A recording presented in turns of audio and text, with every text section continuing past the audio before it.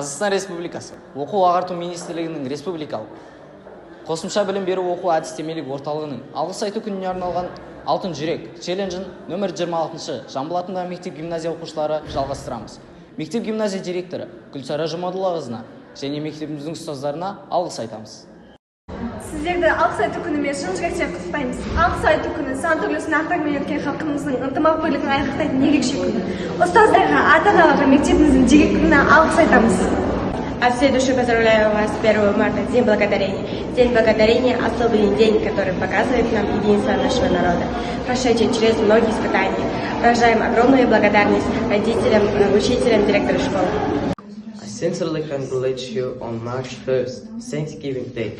Thanksgiving Day is a special day that shows the unity of our people who have gone through many trials. We are grateful to the teachers, parents and school director.